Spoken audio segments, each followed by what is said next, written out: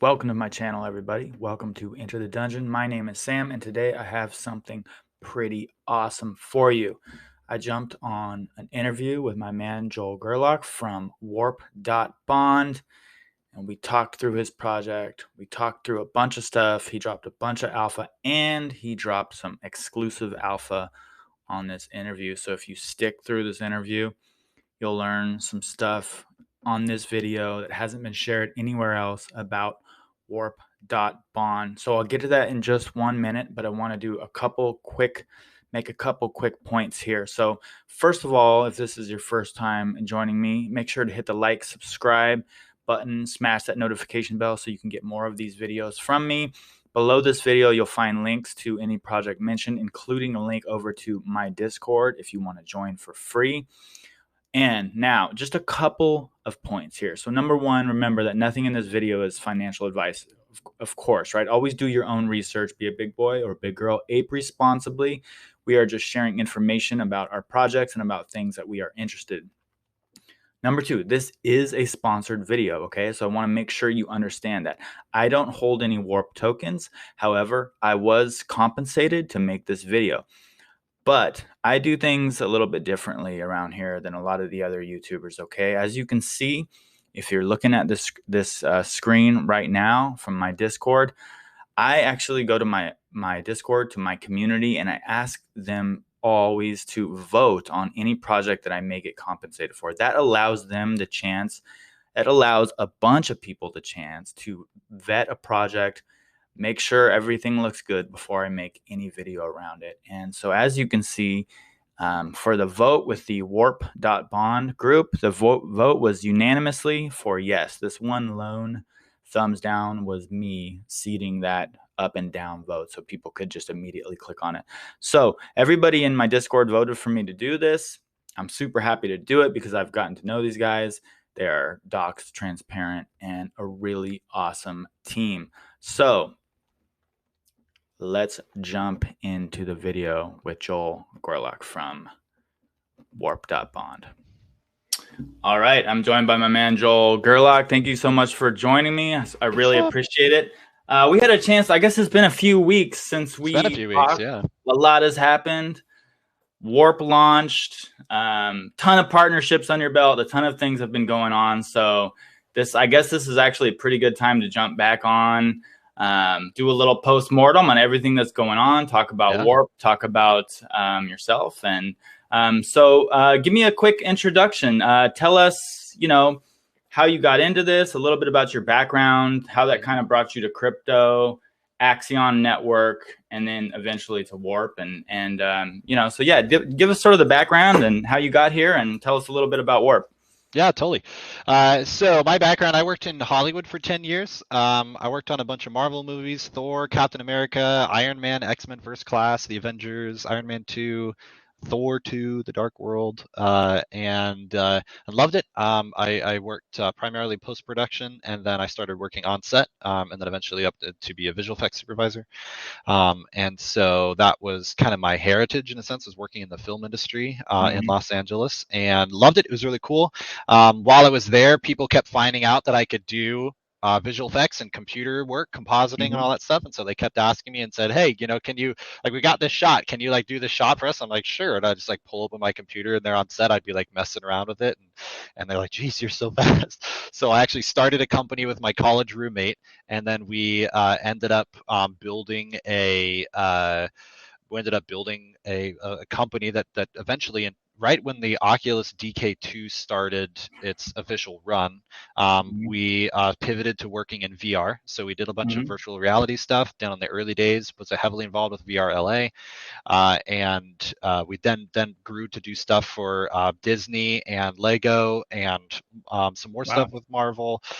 We did the first ever EDM music video in virtual reality for a guy named Morgan Page, of all things. It was a really cool experience. It was a lot of, I find myself in these experimental technologies, and so it's no surprise that then I ended up in crypto. I worked for a big advertising company, did commercials and international commercials with them, and then I got involved. I kind of like, it's funny. I had stayed away from crypto, not because I didn't believe in it, but just because I just thought that buying and trading coins wasn't all that Mm, big of a deal. It wasn't until Ethereum and smart contracts came out and people right. started doing stuff, with their Ecosystem getting crypto. built. Yeah. Yeah, all of a sudden people started doing things and running code on the Hmm. blockchain, and that's when I was like, oh, this is really cool. And that's how I got involved with Axion. It's a long-term staking protocol, Hmm. and so it's a funny story with them. They were going to start to run ads, and I looked at the banner ads that they're creating, and I was an investor. I was like, guys, we cannot, we cannot run these ads. These look so unprofessional. Let me design some. I was just an investor. I was like, let me just do it. So Nice. I spent like an hour one evening and just made some animated ads for Axion, and they were like, oh my gosh, this is the coolest thing. And Nice. so then eventually they offered me a job, and then I grew and became a part of Hmm. the core contributor team there.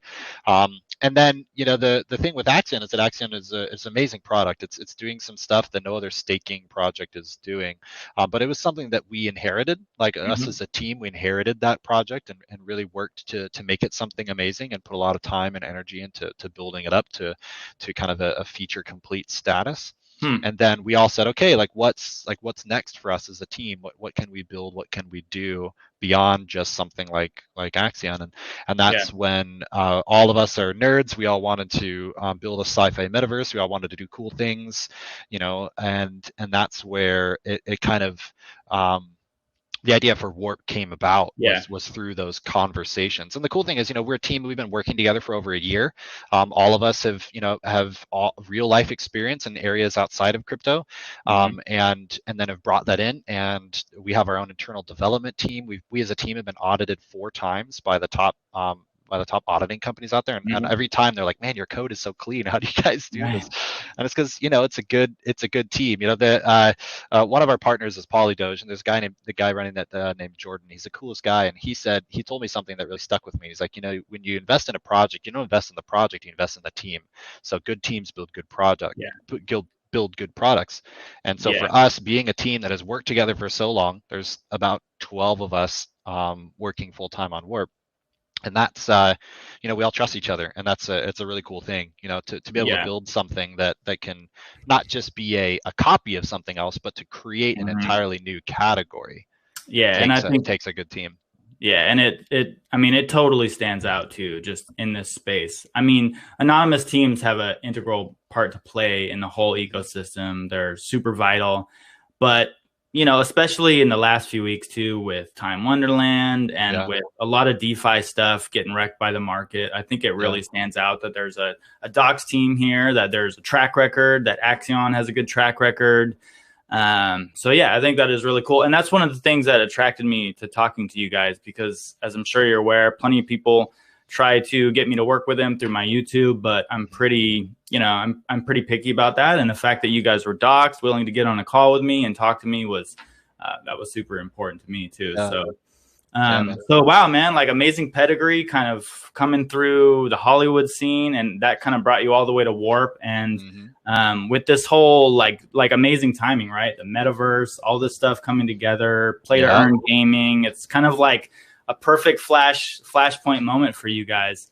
So Yeah, how did we've somehow managed to corner so many different great yeah, parts of the crypto market in kind of one really cool project, yeah, and some of it's luck, some of it's very yeah. intentional. And despite all And the FUD in the like fork world, right? Like you Mhm. guys have managed to create and launch a pretty vital project. I think it's Yeah, I've heard nothing but good things about it and seen good things about it. So I think that is I think that's pretty awesome. So yeah. how why the fork model, or why the Olympus Dao model, I should say? Like why did that, we can build you could build a metaverse or a play to earn game, right? But why did that tokenomic structure attract you guys, and why did you want to kind of bring that into the code base and into what you guys were building? Hmm. Yeah, that's a really great question. Most of the team was wanting to do something around the idea of bonding. right? Of treasury growth. Olympus Dao and all these other forks, their goal is, well, I would say Olympus Dao's goal is to get to $1, right? That's their point. The whole point of the project is to make Yeah. $1 equal to 1 ohm. And a lot of these other forks Yeah. that came along, that wasn't their goal, and I don't think they really understood that was how the model was designed. And so Right. they built a huge treasury, and then the token price started dropping. People got really upset. And, you've seen it's all of the news for people paying attention. Yep. So for us, when we were looking at that, we weren't looking at like, oh gosh, we want to have $1 billion treasury or anything like that. For Hmm. us, it was like, okay, there are some really interesting economic models that are there, but there are also some economic problems, right? Yeah. Olympus Dao is not a perfect model, nor is it possible to create a perfect model because we're dealing with human beings who are imperfect Hmm. in nature, and we can never predict what any of us is going to do. Yeah.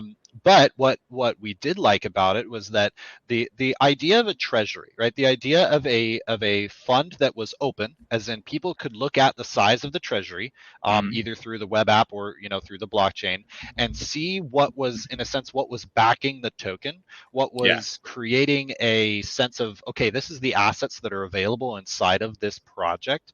We really liked that, and we liked the idea of 5-day bonds, where you're taking a little bit of a risk, assuming that the price is going to be equal to or greater than what Hmm. you bonded it plus the discount, and then having people committed to an ecosystem in a 5-day window, we thought was also really cool.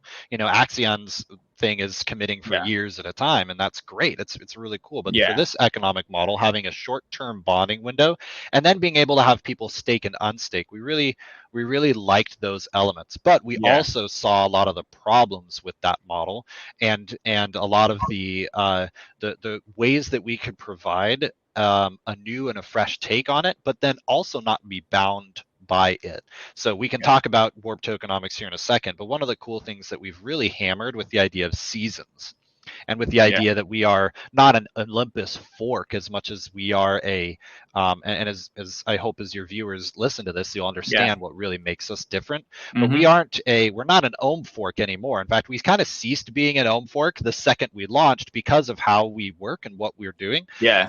But And really, what we thanks for are, calling me out on that too, because that's kind of where I wanted a lot of this to go. Is like, how did it move on from that initial idea? So yeah, thank you. right.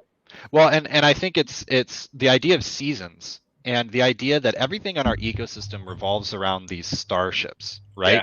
If you were to create an Olympus fork right now and launch it, and then all of a sudden take away bonding or take away staking, which a lot of these ohm forks have done Hmm. because they've realized it's unsustainable. You can't just keep minting new tokens, right, Sure. without treasury growth to back it. Then basically, you've taken away the purpose of the project in a way. Yeah. For us, because we have starships and we have planets and we have a metaverse and multiverse ecosystem we're building, which I want to talk about with you guys, all of that is actually creating an environment in which it is the starships that continue, but the tokenomics can adjust, right? Yeah. As long as we're operating within the idea of us being a GameFi protocol in the sense that we've gamified finance, but there is still a finance. We're not becoming a game, and we're Yeah. not becoming a DeFi protocol. We're becoming a way for people to make money and have fun doing it, right? And I Yeah. think that that's core. If we were to take away the making money part, that wouldn't be great. If we take Hmm. away the game part, then that makes us like everybody else. How do we combine those two categories to make something that's engaging, fun, and opens up new economic models? And that, I think, is one of the key differentiators between us and these other projects. Is from the very Yeah. beginning, we planned on making the things that make Olympus Dao work not obsolete, but retire them, Hmm. because we're growing into a bigger uh we're growing the ultimate goal of warp. Sorry to skip ahead. I don't know where your No, questions no, it's are in okay. this, so Yeah. I'm just jumping all over. Yeah, do your thing, and then we'll definitely like go over the full ecosystem and kind of Totally. top to bottom, soup to nuts, talk about warp and everything that's getting built. Yeah. So I'll say this and then I'll let you take the lead. But Warp, what we want Warp to be is we want Warp to be a multi-chain, multi-community hub where people visualize DeFi activities Hmm. through a sci-fi lens. So you Yeah. take your starship and you put your starship somewhere, and on that somewhere you can do things, right? Right. And that, I think, is where we're going that is different from a lot of these other projects. A lot of these other projects want to be a game.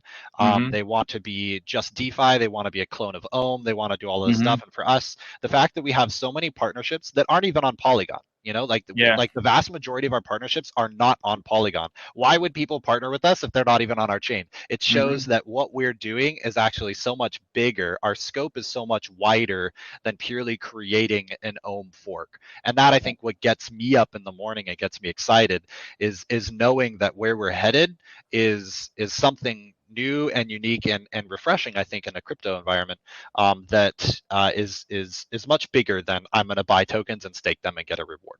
So Yeah.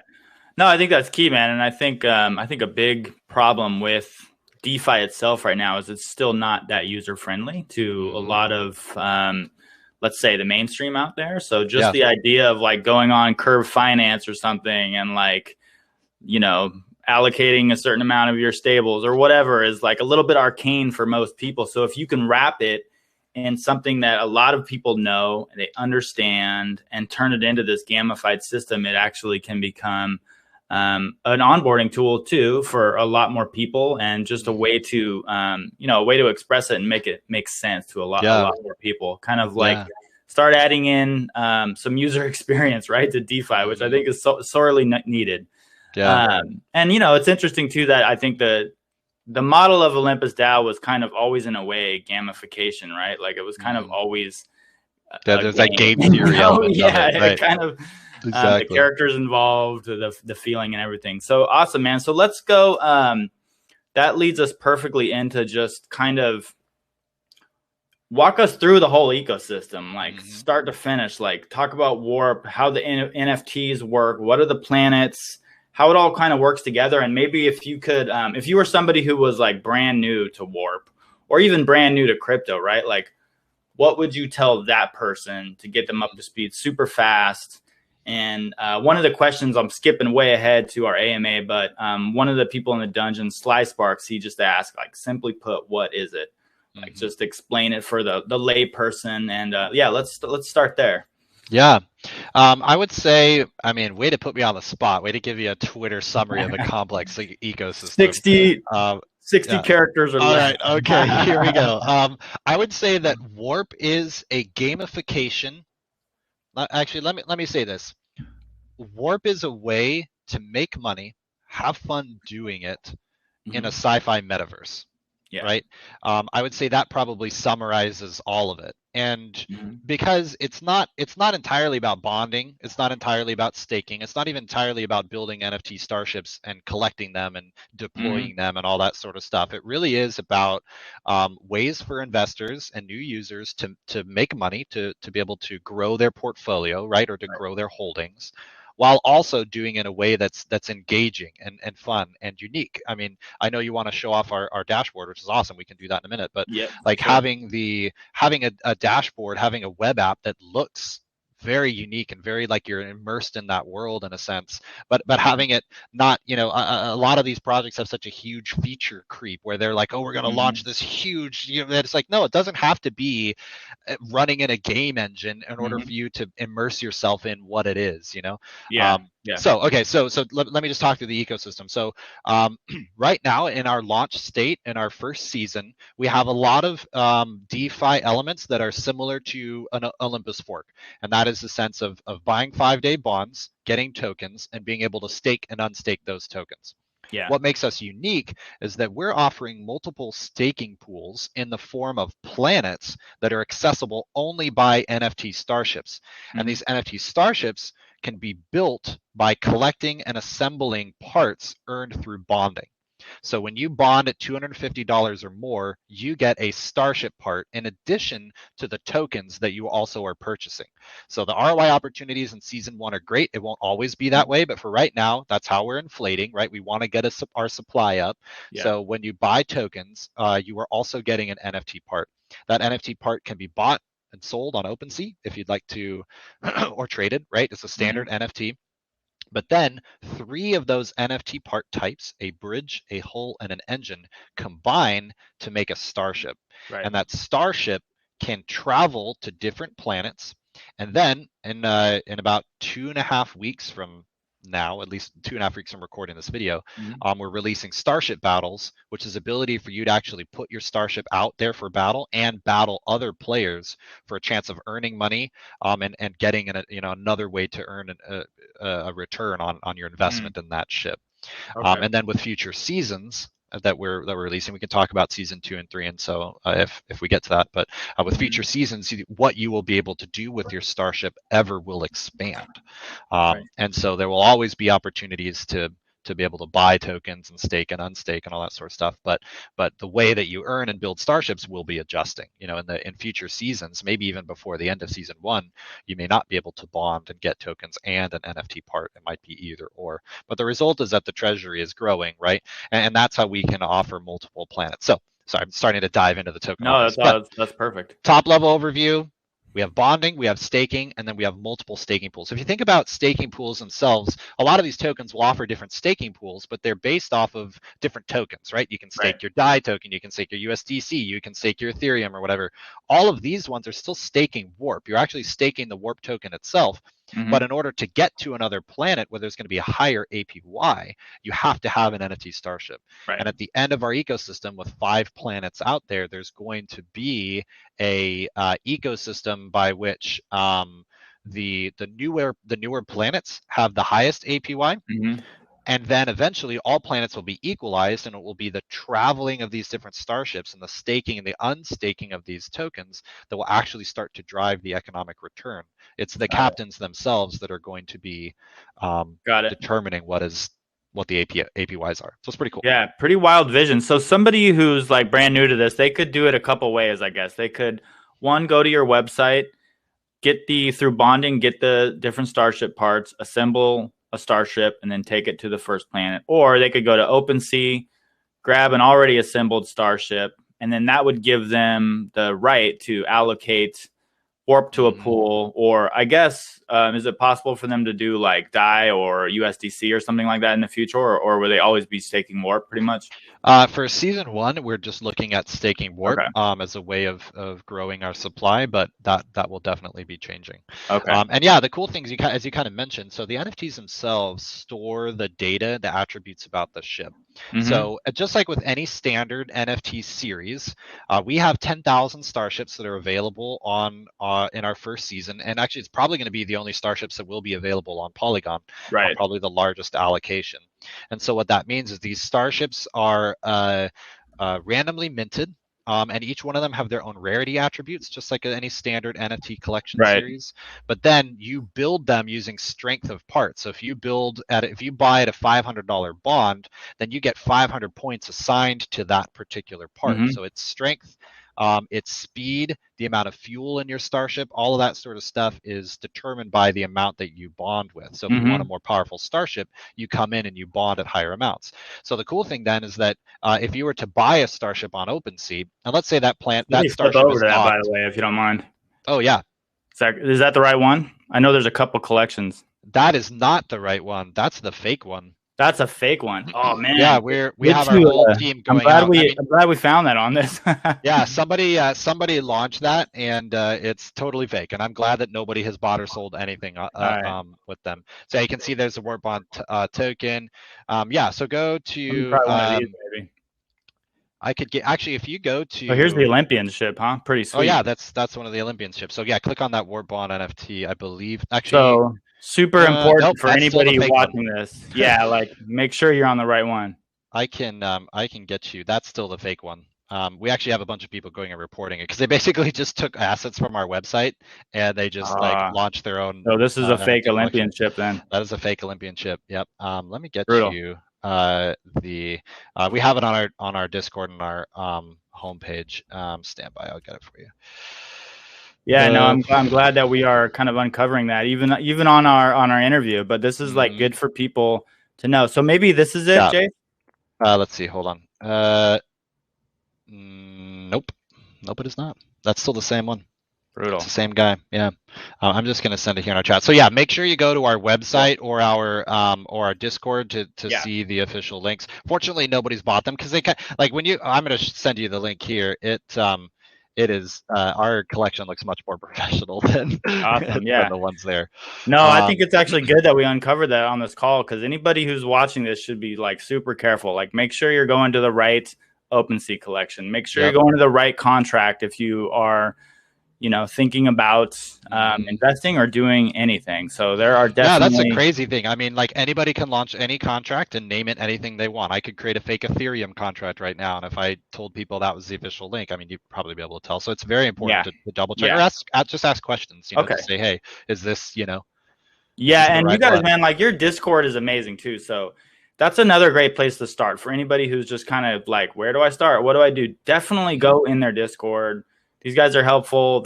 You're active in the chat. Everybody's active in the chat, so it's a good place to start. Okay, I Yeah, think we I want to got make up sure the the. people are there in the right ecosystem. All right, so There they are. Yeah, this so is you can it. see Cool, looks a lot cooler. So beautiful. here's all the different starships that people have made. They're all procedure generated, but we have 10 different classes in our ecosystem. Mm-hmm. So each one is available at different classes, different price points. You can see we have partnerships like the pink one there. That's a Cheeto. Mm-hmm. You can see it's Oh, approximately okay. unique Cheeto. So the cool thing is that Sweet. people are already starting to say, okay, here's this starship is currently on this planet, and the cool Mm-hmm. thing is if you buy a starship and it's on that planet, or in starship battles, you'll earn medals when your starship wins a battle. Mm-hmm. So you can actually have a starship that is, oh yeah, look at that. Somebody named that the Enterprise. I think that's so This cool. one's pretty cool. Space Yes, pirate. I there's dig it. I yep. was So we looking for have the the dungeon one. yeah, the dungeon one's out there. It's been minted.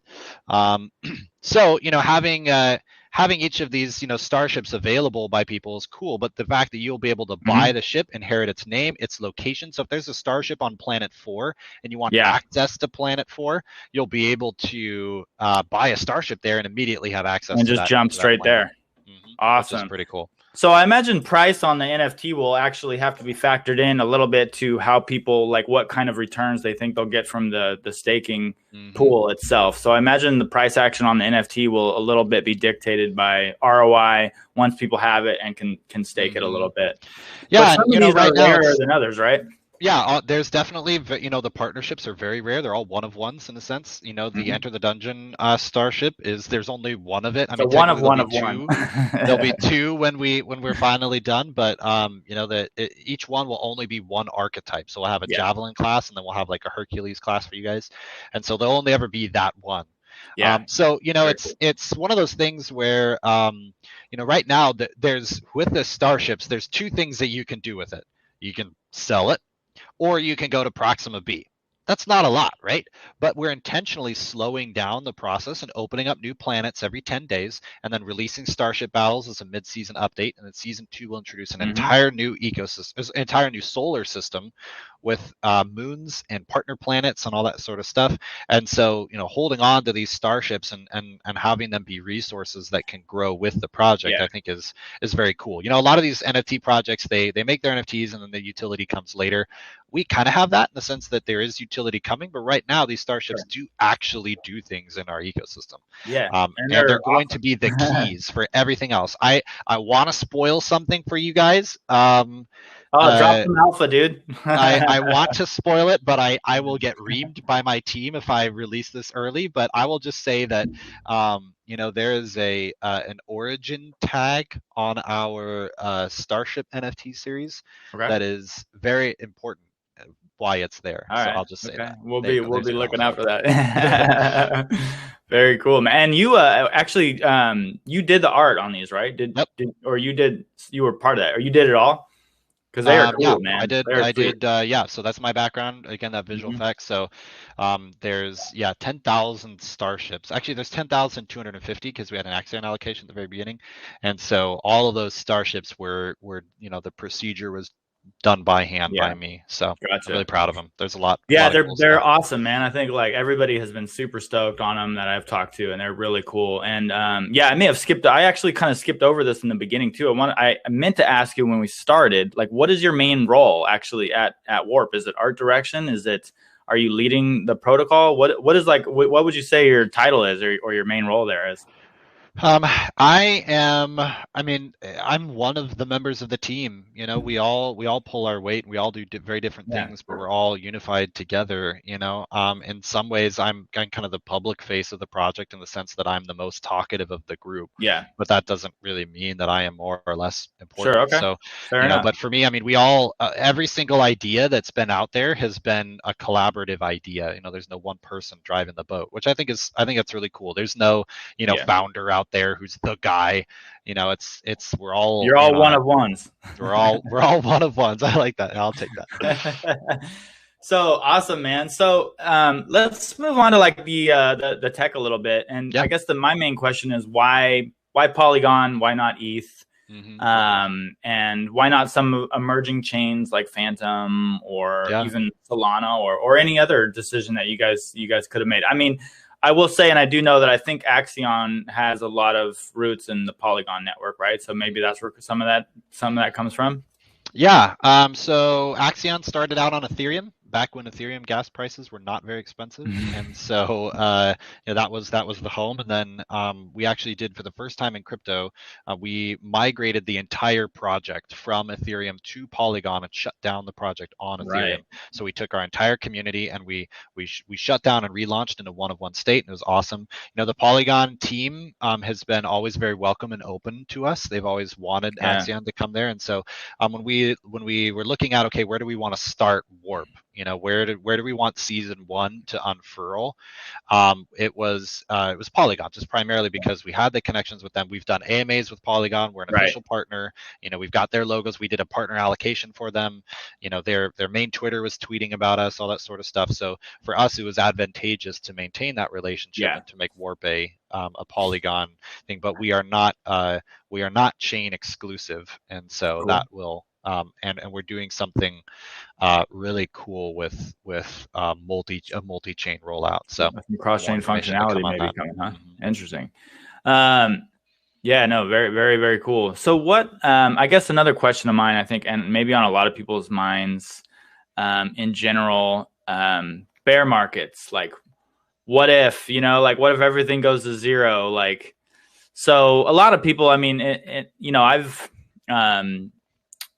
my experience with crypto is like 4 or 5 years now. But I know that a lot of people rush in to the market during a bull market. So like a lot of the participants right now, and probably a lot of them in your community, are relatively new in the sense that they've never been soul crushed by a massive bear market, So what are you guys planning on doing to keep building through the bear market, to survive that, to kind of like get to the other side and to support your community so that they don't just start evaporating, leave the game, you know what I mean? Because that's, Hmm. that is a big risk in crypto, obviously. When you're building in a bull market and you're building a user base that's bull market native, let's call them, Hmm. they're not ready for that just slow Soul grind. crushing drop. Like, it's Yeah, brutal. totally. Yeah, I mean, bear markets are where people make money. You Yeah. know, that's my biggest response to that, is that smart investing in a bear market is where true Mhm. money is made. And so for us, because our goal isn't to be an Olympus fork or to have our currency go to a dollar, right? What we're building is that sci-fi multiverse, that sci-fi metaverse, right? Where we have an environment where we're bringing together partners and we're opening up multiple opportunities to get an ROI. That I think is going to be one of the things that make us interesting. Like, you know, I've had this question before. What are you going to do if the Uber bear market comes along and all Mhm. that sort of stuff? And it's like, well, my response is, okay, listen, if I'm going to be crying because I've lost a huge chunk of my portfolio and I'm looking for something to do, I might Yeah. as well have some fun, like Yeah. while I'm crying my eyes out. You know, like we're gonna have starship Yeah. battles, we're gonna have multiverse environments, we're gonna be you know, one of the cool things that we did right before launch we're doing again is we had a starship art contest where we actually had artists in our community create artwork or submit artwork that we then put onto the surface of starships, and so they got their winning prize was to get a one of one starship with their art on it.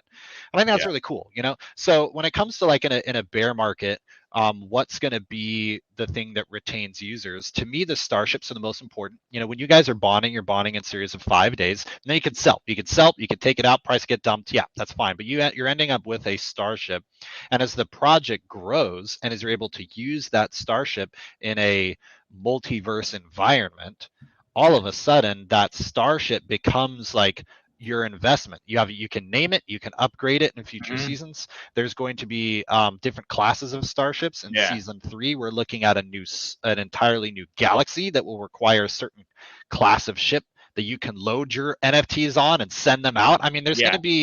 there's a lot of stuff that we are going to do. And, you know, honestly, you know, people like to ask about, you know, what are you going to do with the treasury? And I'm sure that's one of the questions you have. But one of the things that we can do with the treasury is we can continue to develop, and we Yeah. can utilize and deploy resources that allows us to create an environment where people want to keep coming back. Hmm. And we have partnerships on multi-chains where we can start to integrate with those partners' tokens as well as their economies and ecosystems. We Hmm. can start to do stuff with NFTs where, hey, if everybody's on the Tomb Finance planet at this time, we're going to do an exclusive Tomb NFT drop. Everybody's going to send their starships over to Nice. that planet. You know, stuff like that we can do that gives us a lot more opportunities, I would say, Yeah, for sure. people It's to more engage. tangible than just like a token that's going to zero. Yeah, exactly. So, you know, will our price get hammered? Yeah, of course. I mean, this is crypto. Like, Yeah. no, if Bitcoin gets hammered, there's no way that Warp It's is not I going got to get news for hammered. all y'all out there. It's all getting hammered. It's all getting hammered, you know, but that's just part of it. I mean, that's just Yeah. part of it. So my thing is, you know, obviously everybody needs a DYOR and make sure you trust the team and all that sort of stuff. But like when it comes to what I want to do and what's going to keep me engaged, having badass starships that I can deploy and earn money and have fun and meet Hmm. people. I mean, our Discord, as you mentioned, is full of that's one of the things that I think sets Warp apart is that we have been very intentional about having our users maintain the identity of the communities that they come from. I haven't seen that Yeah. anywhere else. So when people Yeah. come Good in, they point. can join the Tomb faction or the Beefy faction, or sorry, not the community tag. They can self-assign a role. They can be a part of Axion or Galactic Gang or whatever, right? And so we see people in our general chat from a NFT project on Ethereum talking to a DeFi project on Phantom, talking Yeah. to a yield enhancement multi-chain protocol. And how cool is that, right? Like, how cool is that we're Yeah. celebrating that diversity intentionally, and that our season 2 community factions are only going to be our partners, right? So you're going to be able to join the Beefy Finance community faction Yeah. and be a part of everything that the Beefy faction is going to do. And so, you know, with that like in mind, I would think that in a bear market, having these sort of integrations and these opportunities will allow, you know, nothing's guaranteed. It's not like our token price is always going to go up, but we can utilize deflationary metrics. We can utilize sustainable practices. You know, we're 2 weeks old and we've already burned 89 warp tokens. I believe it's 80, something like that. It's Yeah. on our dashboard. Yeah. Like that's crazy. You know, the fact that Yeah. we're already deflating, we're already counteracting these inflations. You know, when people sell and they get out of our ecosystem, those tokens are burned. So it's just like, you know, having all of these things in play, I think gives us uh, an opportunity for us to invest wisely during a bear market and then grow exponentially during a bull Yeah. market. So No, awesome. No, I don't know if that answers absolutely. your And that's, question. yeah, yeah, it for sure does. And it's been my experience too that, tokens with no utility are going to go to zero or close to it. And it'll be very hard for them to come back out of it in the next bull run. Whereas, companies who are building something tangible, that are building a real engaged user base, it's going to be a lot easier for them to, get back on people's radars. So tell me about how the launch went, by the way, because that's something I didn't really, I've been busy building some of our own stuff in our community. I won't go into that right now, but just I've kind of sort of had my eye off the prize a little bit, and I watched the launch go down, but I don't hold any tokens. I wasn't on any pre-sale or anything. I don't even know if you guys did that, honestly, because I was kind of stepping out of it. So how did the launch go? Like, was it a Yeah. success? Was it pretty hype or what? Yeah, the launch was it was overall everything worked perfectly. We Awesome. had 15 minutes before we were about to deploy. Discord had a heart attack. Like, it was literally the one moment when like, of all of its uptime, Discord literally shut down. People were losing Oh, I remember connections, all that. that stuff. I remember that now. Wednesday. Yeah, yeah, And it was like, are you serious? Like, all of a sudden, our lead dev got kicked out of a call. And then I was like, oh, let me refresh my Discord. I couldn't rejoin. Like, yeah. Discord was No, completely frozen. no, I recall Um, that too because I went into my Discord. I went and tried to go into others, and they were all shut down. And I go into yours, and the only channel that was working, I think, was the general channel, and every yeah, other channle was like locked down. completely locked down. Oh man! And then so of course Discord is like, devs do something, like Yep. freaking out. And that's the funny thing is people are like, no, the Discord works for me. There's absolutely no problems here. But then literally we were watching all the numbers of people drop down, and it was just like, oh, this is so bad. Yeah. So we all got together on Google Hangouts or Google Meet, and then we're like, okay, should we do it? And then we decided to go ahead and launch. Yeah. And we launched at 250, and there are people pinging our contracts like mad. We did actually have bot protection. So what we did was we had a no contracts could bond. So the bonds were always protected, but we did a thing where we had a time delay on buy and sell transactions. Mm-hmm. And so a lot of these liquidity stealing bots, what they want to do is got wrecked, huh? they want to buy and sell on the same or adjacent blocks, and they couldn't. Right. And so we actually saw our price go from 250 to over $3,000. I saw that in like 20 minutes, and we're all like, oh geez. Yeah. So then 3 minutes later, as the buy sell timer started to, it wasn't exactly 3 minutes. Yeah. It fluctuates. We still have a timer. It's not that high. But we actually, then of course the price drops, and it's like every token project, right? And because we're an open fork where people are getting staking, we are seeing price to decrease, right? Which is that's just how these own forks work, is that they, as people get their increase in tokens, they sell and the price goes down. But what we're looking at is a great entry point. So we've over 2x'd since launch, right? That's not a lot, right? That's compared to when we were at 3,000, but that's great. I want the price to go back down to 250. You mentioned no pre-sale, so I will talk about that and how passionate I am about this project. I hope I can prove it to you guys. But we decided as a team we did not want to do a pre-sale. We did not want to do any influencer tokens. We gave away starships, which was cool. Each of these starships has a value to them, because in order to get one, you have to spend at least $750, and a fully fueled starship is $1,000, right? So we were giving away these starships, and that was really cool. But no tokens were given in pre-sale. No tokens were distributed. We launched with our own liquidity. We didn't have any debtors that we owe, or we as a team had raised the funds, and so we we're really proud of the fact that when people were buying at the very beginning, there was a lot of hype around it, and we had millions of dollars in volume. And since then, it's tapered down. But that's because honestly, we're on Polygon, right? Polygon is not a high volume chain, but it is the perfect chain for us to launch right now, because we've made improvements, we've figured things out, we've built and deployed, and we were testing on Polygon mainnet the entire time, which was awesome. Right? It wasn't costing us a huge amount. But the cool thing is, because we're writing in Solidity, we can deploy on any any Ethereum-based smart contract EVM, system. right? Exactly, any EVM. So we can basically, we are taking the lessons that we've learned here, and we're able to look at a multi-chain environment, which is awesome. It's been a plan from the beginning. But the cool thing is, for the people who have come in on Polygon, there's going to be some unique opportunities for them in the whole of our ecosystem to have that head start, in other projects. We'll have to do a follow-up AMA to talk about that when it gets announced. But sure. Having the ability to be able to deploy on Polygon and to have that has been awesome. I'm not checking the price every day. I'm not looking at it. Oh, that's what I was gonna say. By commitment, I bought all my warp tokens at $1,800. Nice. And I haven't sold, and I'm still staking, right? So I as one of the project leads had to buy my own tokens, and I bought right at near the top. And I put 20 grand in, and I think I looked yesterday and was worth about $7,000. I'm like, listen, it's just a part of it. Like, what I'm not looking at that as a loss. I'm looking at it as I'm still staking, I'm still growing my and what we're doing. This is like, we're 2 weeks into it. We're 2 weeks into this project, and there's so much that we have going for us. So many amazing partnerships, so many collaboration opportunities, and our community is growing constantly.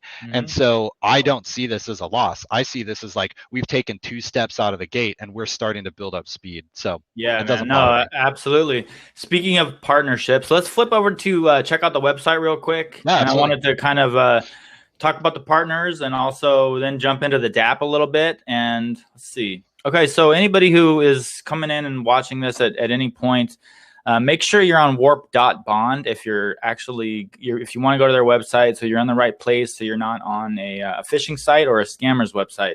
Mm-hmm. So very cool website, man. Like definitely, it stood out to me immediately when I first started talking to you guys. It doesn't have that fork website flavor, you know, where they fork the website too or whatever. Mm-hmm. So.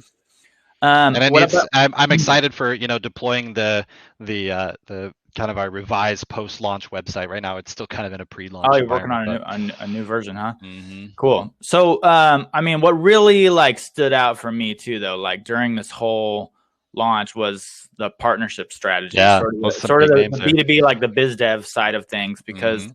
I watched that go down and I was just like, wow, man, like these guys need to, if they have a biz dev guy, like they need to pay that dude. That's he's awesome. But I assume that like a lot of this is coming out of all of you guys' network from working on Polygon, from Axion, from all your previous projects. But a little bit. Tell me a little bit about this. Like, how did this unfold? Because this is like a highly pedigreed list. Like this isn't your standard you know, like anonymous whale, like Super Pepe 2 is like a whale investor like partner, you know? Yeah. This is pretty cool stuff. Yeah, these are some really cool partners, really cool communities. You know, we started this project with the only technical partner really was Axion. And that was just because that was the community that we were coming from, and they all love the idea of what we built and wanted to be a part of it. Technically Polygon too, so Axion and Polygon. So we had no real intention of having such a great and amazing community. But then when we started really thinking about, okay, what do we want to be? How do we want to grow? For us, it was cross-chain, cross-community partnerships. That was the core of what we wanted to do.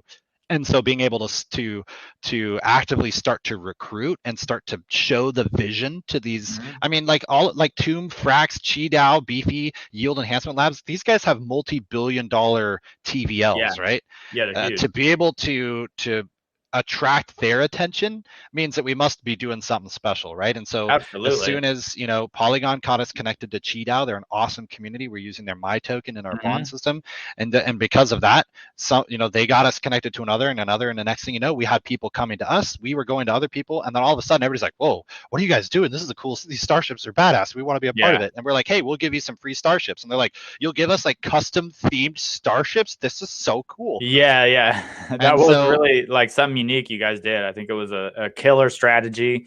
I imagine the idea, you know, just the synergy of bringing in other people's and these huge communities over to Warp was like a pretty huge success. I think something other protocols during launch will probably try to emulate, because I think it was a huge success.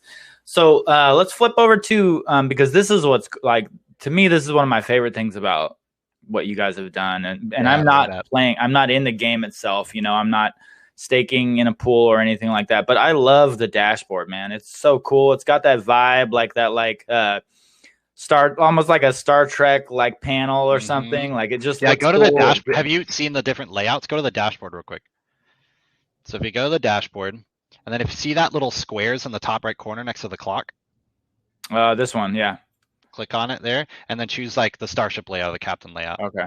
So this is our tier 0 implementation, but you can see we actually allow you to load, and you can customize if you were to move these windows around or anything like that and do a refresh. Cool. It actually stores the data.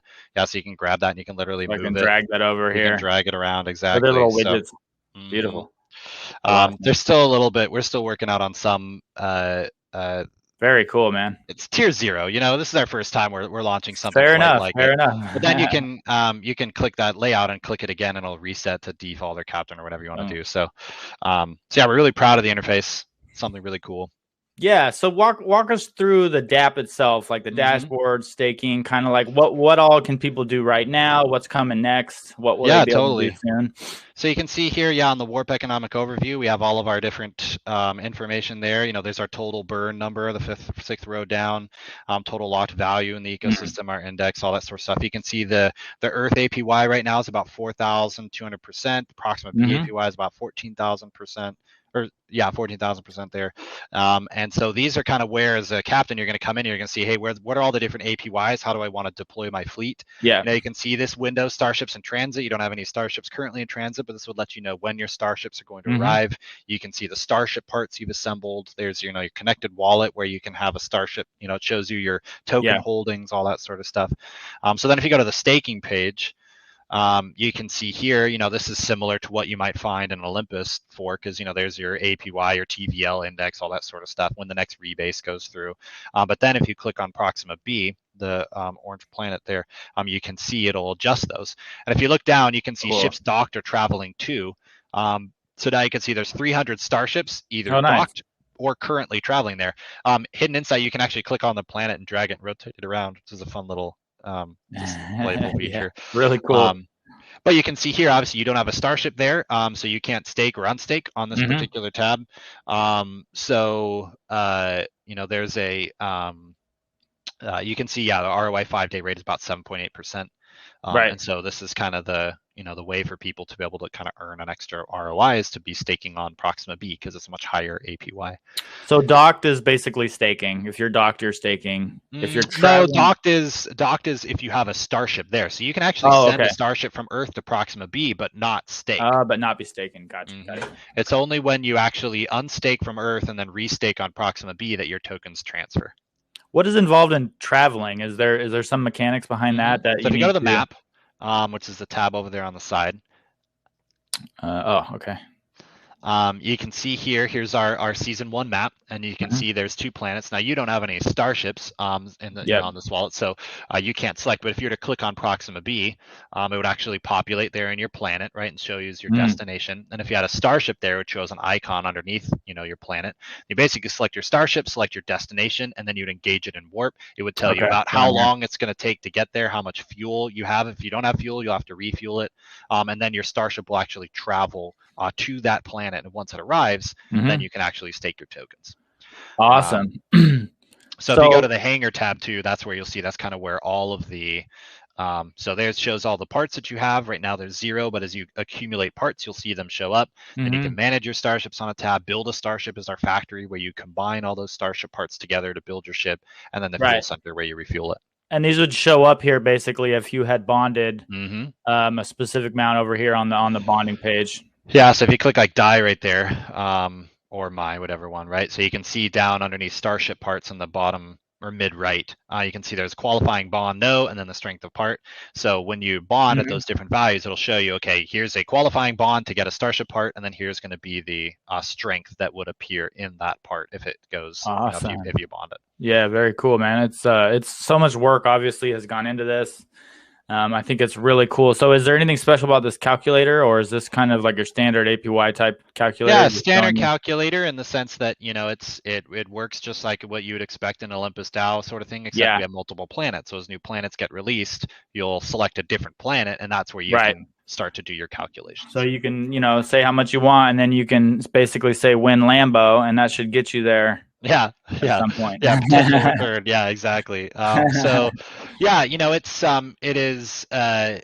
this is a lot of the DeFi mechanics that people are used to, but it's not the only way, right? It's not going to be the only way for you to earn an ROI in our ecosystem. So, the again, where we started is an ohm fork, but where we're ending is not anywhere close to that. Cool, man. No, so awesome. So that's actually something I wanted to ask you about real quick, and I know we're coming up on an hour, by the way. Are you good to go for a little bit longer? Yeah, totally. Okay. Cool. So you mentioned, I think earlier, and I don't want to misphrase what you said, but I think you mentioned that it's not going to become a full-on game. Is that true? Or is there plans actually to turn it into more of like an RPG type a gaming experience? Or is it going to stay more to the DeFi gaming staking protocols? Or is there an idea, or maybe this is alpha or maybe not, of any kind of like, I don't know, role-playing game or RPG or anything like that? Yeah, so when I worked in VR, right, it was basically we're building games. It was Yeah. just games that were in a virtual reality environment instead of a screen. And so I know very much what it's like to have to build a game, where Yeah. you have to build in checks and balances, you have to have quality control, you have to have play tests, all that sort of stuff. Yeah. I think there's a lot of crypto projects out there that say we're going to build a game, we're going to do this, you can do that, all that sort of thing. And I don't think that either these people don't understand what it actually takes, or they severely underestimate the amount of Yeah. time that it takes to build them. We've seen crypto NFT game projects that got announced and they're still haven't even Yeah. launched an Yeah. alpha, right? And so we don't want to promise people that, oh yeah, we're going to build a game where you'll fly your spaceship around and shoot in battles above planets, and then if you win, you get money and all that sort of stuff. Yeah. Primarily because I think there are multi-million-dollar gaming companies out there that can do a much better job than we can. Sure. Where what we can do is that's really unique is to build the metaverse environment or our multiverse environment Hmm. where we can start to do stuff with game engines that allows us to still stay true to our easy accessibility. You don't have to download a big game file. You don't have to be running something in Unity on Unreal. You can access this from a web browser or a phone, and it's still Yeah. performant and responsive. But which opens up opportunities. There's a huge portion of the community out there that don't even have gaming computers. All they have is their phone. And so Yeah. while we can build mobile first apps and stuff like that, it's not it is not the quality level, right, is going to be very different depending on Right. phones and all of that sort of stuff. Right. And so where I would say, for me personally, my goal ever since leaving VR has been to get back to building games because I enjoy it. Giving people choices, I think, is really cool. We Yeah. already have that in Warp. You can choose. Right now there's only one planet, but soon there'll be 5 planets and Hmm. starship battles and other cool things where you'll have a choice of what you want to do with your ship. And I think Yeah. that's really cool. So for us, it's like, we want to build a game. We want to build a game in the sense that you have choices and your choices matter. But does that mean that it is a game running inside of a game engine? Does that mean that it is a fancy web page? Does that mean that there is a place that we can integrate in some other game engine or some other metaverse or any sort of thing like that? I think it's all open. Sure. What we want to do, though, is prioritize accessibility and Yeah. prioritize realistic development. And so for us right now, we are building in stuff like community factions is really cool because when you join a faction, you sign a transaction on the blockchain saying, I want to be a part of this faction, just like when you approve a token or you vote in a DAO or whatever it is, right? Hmm. And when you become a part of that faction, we can actually look through all of the wallets and the starships therein that are associated with that faction, and we can do stuff like allow or remove access to planets, distribute rewards, do things like if everybody goes to a specific planet at a specific time, we can do stuff like airdrops or Yeah. mints or any of that sort of thing. And so we're Right. giving these gamification elements, these universe, multiverse building environments without it having to be a game, Yeah. or having to run it on a PS4 or 5 or whatever, right? So Yeah. I would say that our goals are to 100% make sure that we are staying, as I mentioned at the beginning, in line with our GameFi mentality. We don't want to become just a game. We don't Sure. want to become just DeFi. We want to be a gamification of DeFi. But what way that takes form is, I think, going to change. We're Yeah. actually we're partnered up with a cool project, and they're actually working on building up webhooks inside of Unity to where you'll actually be able to execute transactions on the blockchain from within a game engine. I think that's really interesting, Oh and yeah. I think we're really excited about that. I know other projects are kind of doing a lot of the same thing. So as long as we can integrate blockchain technology and verification, signed transactions, all that sort of stuff, where maybe there are elements that are off chain and maybe there are elements that are on chain, whatever it is. With starship battles, we're really excited because starship battles, there's going to be I'll say a simple and advanced mode. A simple mode is where you allow the AI of the ship to engage in battle for you, and you get to see the result of the battle. The manual mode is where you're actually targeting specific parts on another starship and deploying your shields Yeah. strategically on your starship, and all of it's happening on the blockchain, which I think is really cool. And Very cool, man. so these sort of things will bring gamification elements Yeah. without it having to be a game. Yeah. So No, that's awesome. So let's flip over to the AMA real quick. yeah, So totally. I set up a little Discord channel for my Discord to ask you a bunch of questions. So, by the way, if anybody wants to jump into our Discord, you can. You can find the link Hey, below this it's video. my Or DeLorean. yeah. So that's my first question, man. Is what's the deal with the DeLorean? Yeah, that's my Do baby. you really have a DeLorean? I really do. It's in my garage right now. I would show you if I wasn't tethered to my computer right now. Dude. And I love it. It's my dream car. It's amazing. It is slow as F, Man, I'm but it sorry, but doesn't that is matter when so you're the to me coolest car. like I don't know. To me, this is so much cooler than a Lambo, man. I don't know. Oh Maybe just yeah. because I'm like a child of the '80s and the Oh '90s or yeah, what. me too. Like, listen, I mean, I love like if a Countach were to suddenly like drive up, I'd probably be really excited, but only if it Yeah, was an '80s one, you know. But yeah. yeah, people are all like hey Jace, what are you gonna do if you make like $1 million? You're gonna buy a Lambo? And I'm like, why would I buy a Lambo? I already have a DeLorean. Like, what else do I need? So I yeah. don't need roads where this car goes. No, I don't. I told the Warp community that if we made like $10 million in our treasury or something like that, I get it wrapped with Warp Oh stuff. man. So you know we're 2 million, I guess we're on our way. But yeah, So why isn't there a DeLorean branded starship, man? That's because I traveling. don't want Universal Pictures to come sue me. But you know, Fair enough. listen, I would, you know, that's why people ask how come there's no Enterprise. Like, listen, guys, I would Yeah, die and go yeah, to heaven if I could get an Enterprise in our system. I just don't want Paramount to sue me. yeah. So Fair enough, man. Fair enough. So let's run through these really quick. yeah. So first question from Brogoctor, who, by the way, Brogoctor is the one that won the Dungeon Starship, man. So Oh, we rad! were all Congrats. like, wow, man, like nice pull. Yeah, nice. So he asks, he says it would be great if you guys could tell us more about how the battles are going to work and what rewards we'll get from them. And he says, thanks. Yeah, I kind of mentioned it earlier. There's going to be a Yeah. simple advanced mode. I would love to break it down a little bit more, but to be completely fair, we haven't actually revealed it to the rest of the Warp Okay. community. And so I Fair think, enough. you know, I want to save some surprises Yeah. for them. But it's pretty cool. I'm really excited about it. I'm excited to see what people think of it. Kind of launching in its first tier, we decided to accelerate it from season 1 to season 2, or sorry, from season 2 to season 1, a mid-season update, because we wanted people to be able to use the strength component of their ships as well as the speed. So that is coming, and we'll be talking about it in an AMA on our Discord. But you know, happy to come back here to your community and share it again. But I think it's going to be cool. We'll see what Some we'll see what alpha people think. I incoming think then. it's gonna be fun.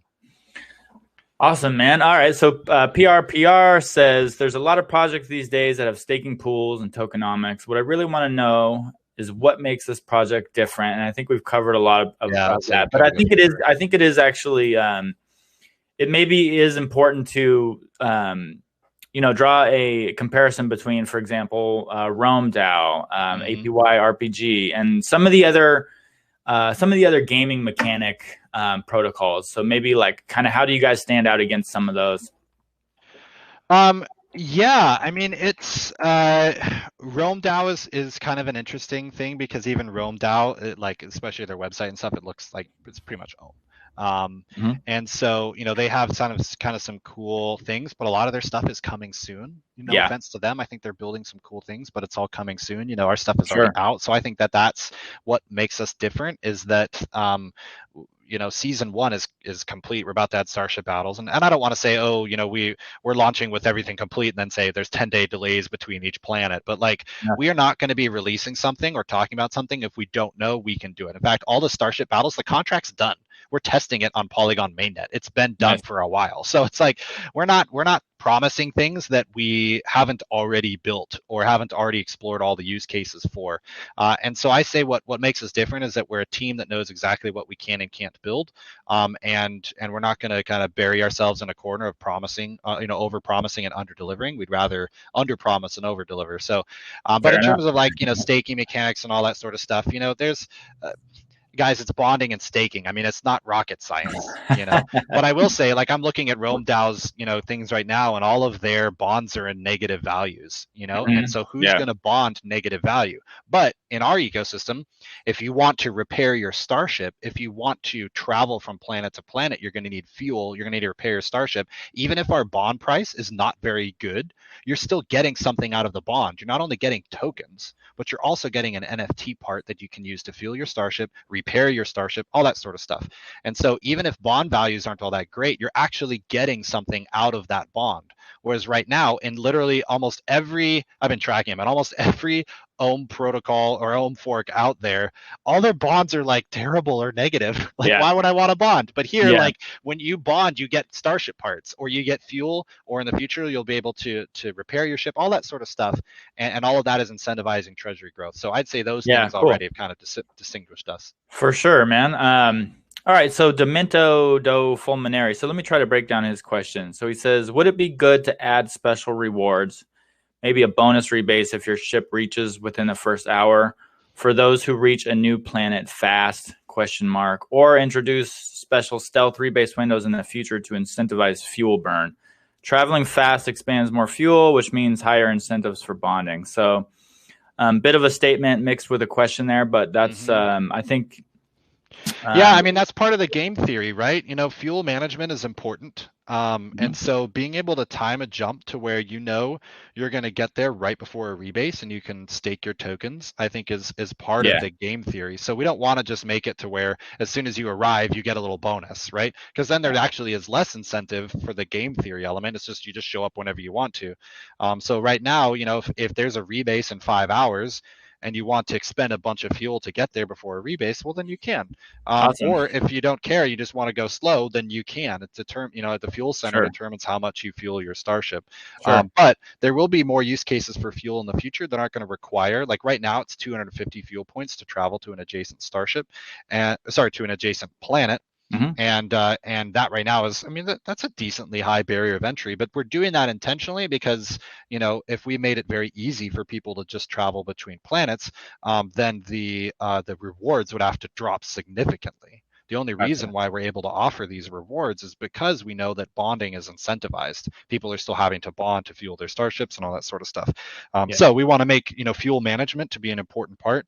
And so that's why we probably won't implement a you've arrived, here's a, you know, a bonus sort of thing. Yeah, no, very cool. So from Razor, who's one of my partners and one of the mods in the dungeon, he says he's piggybacking on PR's question. How long do you expect to keep up super high APYs? With other big APY projects, oftentimes the token value lowers more than the APY can compensate for. Do you have any plan to keep away selling pressure, basically, in order to keep price in a healthy rate and otherwise keep the store of value? Yeah, I mean, again, it's these projects are relying on singly their APY bonuses as being a reason to incentivize people to stay, right? And we're not. Right now that's the case. And yeah, we may be losing people because the APYs are in the tens of thousands or thousands instead of millions or hundreds of thousands or whatever. But all of us, we are, I mean, I'll probably get made fun of for this, but I'm saying we're scared to death of overinflating. Sure. We're scared to death of it. That's what keeps our main algo guy up. He is like, I don't want to overinflate this token, and that's very true. We don't want to do that. We all come from that long-term staking. We've built in those deflationary metrics at the beginning because we want to make sure that we don't just overmint ourselves into oblivion. So we're tracking it. You know, people are watching every rebase. We our contracts look at what is our token inflation goals, and it will adjust the APYs accordingly to make sure that the APYs are staying within what we want to be minting. And that means that we may be a little less attractive, I would say, based off of some of these other projects because our APYs are not ridiculously high. APY hunters. And but it's, you know, those people are their time frame is a couple of days. They're in and out, and we're not building a project for them. You know. Yeah, and I mean, I think we've all seen what can go terribly wrong with some of these protocols over the last couple months. So in a way, it's almost like you've built in like smart friction into the system in order to kind of like decentivize, making it a little bit harder in a way, or I wouldn't say harder, but just you need more skin in the game in order to interact. And that kind of decentivizes APY hunters, rebase hoppers, and that type. I mean, we have really engaging. Exactly. We penalize people 2% if they stake and unstake under 4 hours. Right. And so that in its own prevents rebase hopping in a way, or it cuts into profits of rebase hoppers. You don't want to do that. If your ROI for 7 days is 2%, you don't want to cut Yeah. into that. Yeah. And that actually has been a great. We have seen some burns go through that of people who, we have a disclaimer right there saying, hey, if you unstake and hey, this stake is under 4 hours, you're going to get penalized. People still do it. And I think that that's just, it's a great way that we can again control the overall inflation in our ecosystem. So, again, that's why I said I started out of all of this by saying starships are the most important part of our ecosystem. And right now there are people in it who have starships and they're just staking. They're just kind of chilling. They're waiting for the rollout of all of these additional features and opportunities.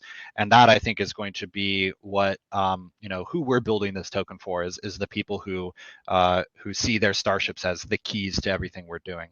Not Awesome, just man. the token hoppers. No, thank you for that. Yeah, no, that I think clarifies a lot of things for a lot of people. So from Brogractor again, he says he'd like to know about the plans for your own NFT trading platform.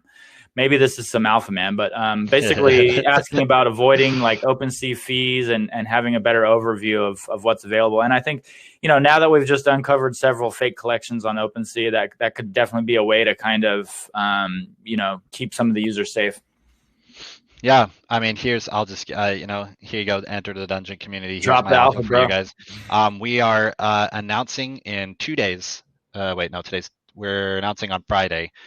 We are surprising everyone and we're actually deploying an internal marketplace, like actually deploying, not just like announcing it, but like our NFT marketplace is going to go live. Be able Wow, to buy, man. sell, and sort from within our ecosystem, as well as see things like damage, see things like the amount of medals that a starship has won, being able to sort by, hey, I Wow, want to cool. spend this much. I want a starship with this minimum level of damage, but this maximum price, and it's all coming straight to the Warp dashboard. So this is crucial for us to be able to deploy to. This is our roadmap to multi-chain because we wanted to be able to deploy on places that either don't have OpenSea or don't have a good NFT marketplace. Yeah. We want people to be able to get that all within our ecosystem. It's also better people will be able to list their NFTs for however much they want, and the OpenSea is not taking a cut, so you're going to be able to make more from it and all that sort of stuff. So That is alpha, man. Yeah, that's, I don't know when this video is going to be released. If you get it out in the next couple of days, it'll be the exclusive here. But yeah, we're we just like doing stuff like this where we want to build something for ourselves and we do it because we want to, and then we drop it on our community. And Awesome, man. I hope that people realize the benefit of having a full-time Solidity development team that can actually deploy really cool stuff like this, because we don't have to wait. We can just do it. Awesome, man. No, that's really cool. So he also asks his next question. He's interested in any audit of the code. As far as he knows, that hasn't been done yet. I mean, some of the Olympus code, I'm sure, has already been audited to death, right? But and I actually don't know this question either. So that's a good one. Is there already been an audit, or are there audits in the planned? Yeah, so let me just, I'm just going to be rolling absolutely straight with you guys. My opinion may not be right, and but that's how it is. So auditing companies use a standard suite of Solidity auditing tools. They do logic checks, they do reentrancy checks, they do unit testing, all of that sort of stuff. But ultimately, these auditing companies, they don't really dive into what the code is about. What is it supposed to do? What is the use case? We as a team for Axion was audited 4 times. Every single time it came back free and clear. In fact, with the remarks from the team being like, "Man, you guys write really good code. This stuff is really secure and really well built." Nice. And they're utilizing the same tools that we did. So we got the most recent audit that we had with Axion was Halborn, and they are we've been audited by Halborn, Certic, Solidity Finance, and Hacken. The top names, and every single time they've been like, "This is great code." So does that mean that Warp is exploit proof? Well, let me talk about that real quick.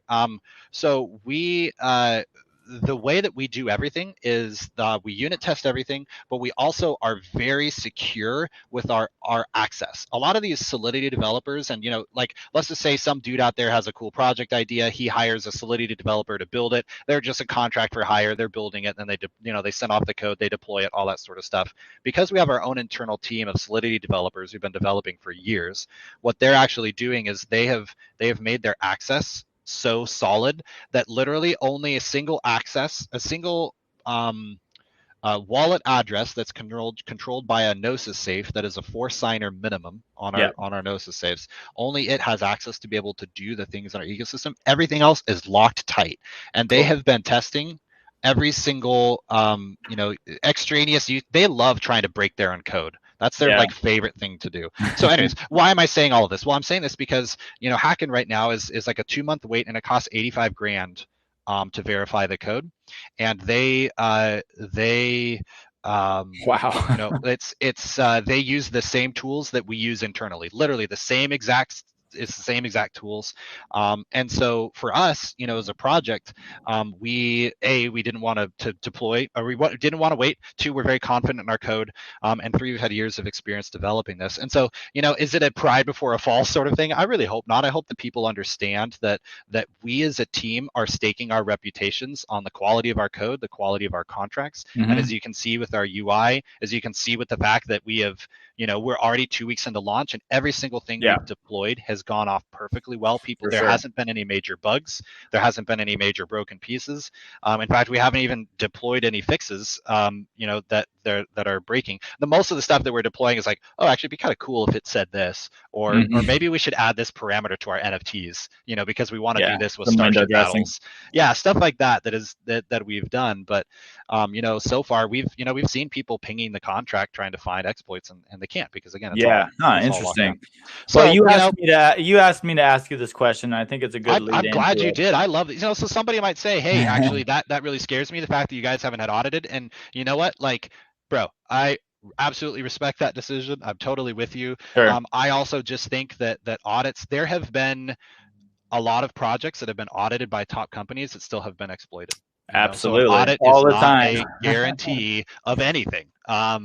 It is literally a guarantee of nothing. It just means that somebody looked over your code and said, okay, there's no obvious exploits. But it's, so for us, we decided we wanted to, we trusted our dev team, and we trusted their ability to check and double check. And we were on Polygon mainnet for 5 weeks testing everything before we launched. So, we're staking our reputations here. We're highly invested in making sure that, that the project succeeds. Obviously you're doxed and others are doxed as well, but is your dev team doxed to you guys, or are they doxed to the world?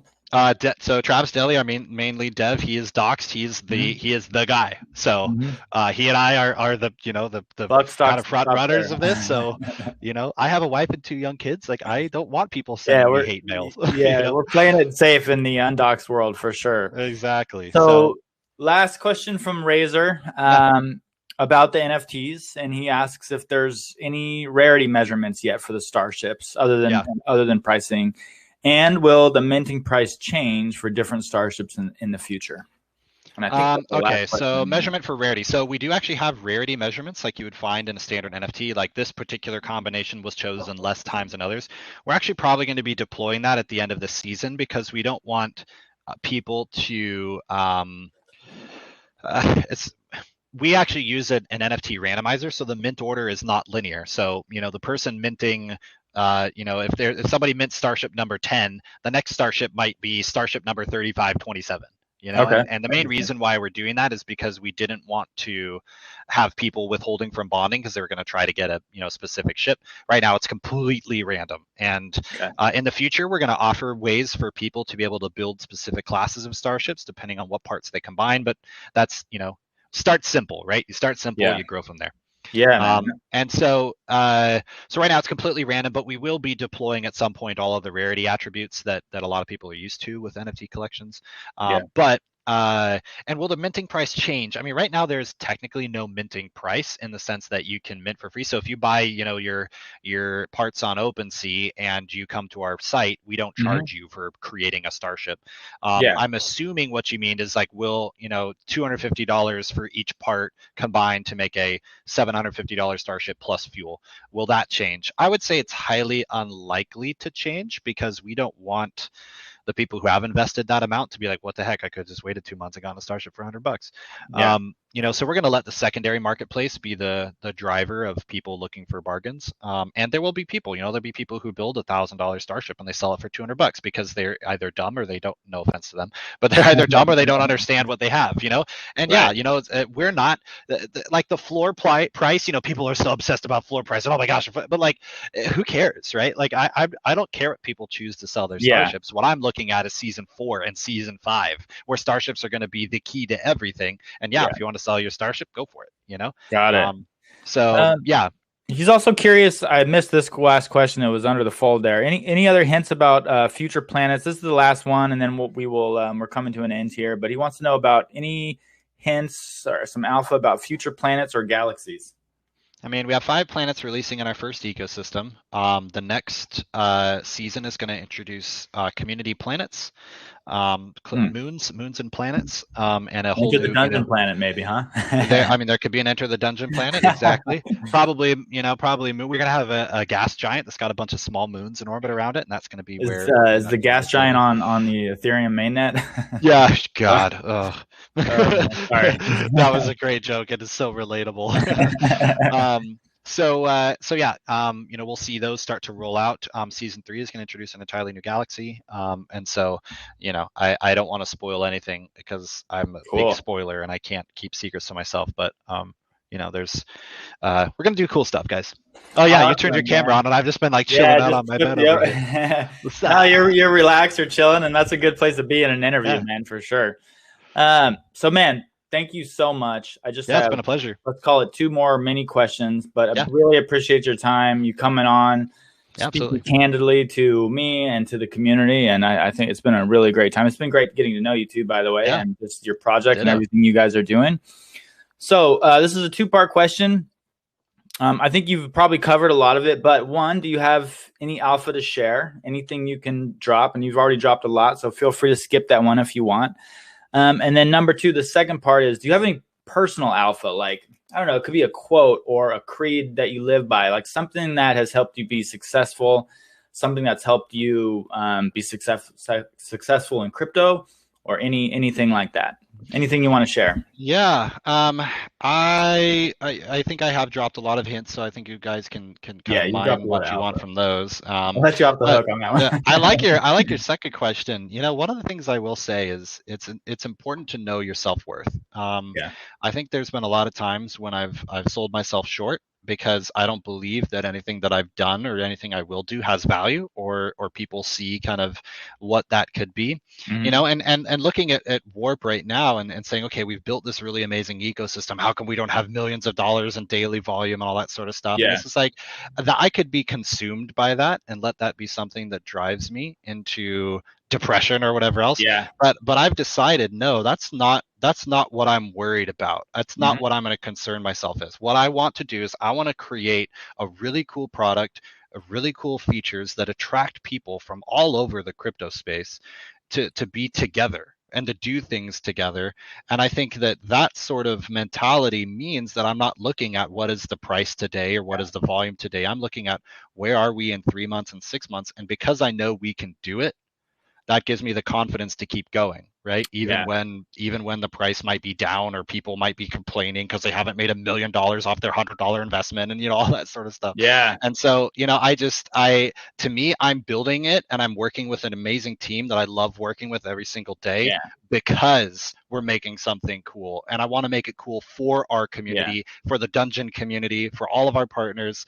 And I want to build it because I know that we've made something that actually has value and has worth. And so, well, from an outsider perspective, if that's the metric of success for you, man, I think you've smashed it. Just looking through that wall of partnerships and the community you built. So congratulations on everything, man, and thank you so much for joining me. Hope we can do Appreciate another it. one of these at some point, or Absolutely. collaborate on other things. And Yeah. we'll see you inside Warp and inside the dungeon, man. So let me. Awesome. So I Thanks, will. guys. I'll bid you adieu, and See you guys. yeah, take it easy. Bye.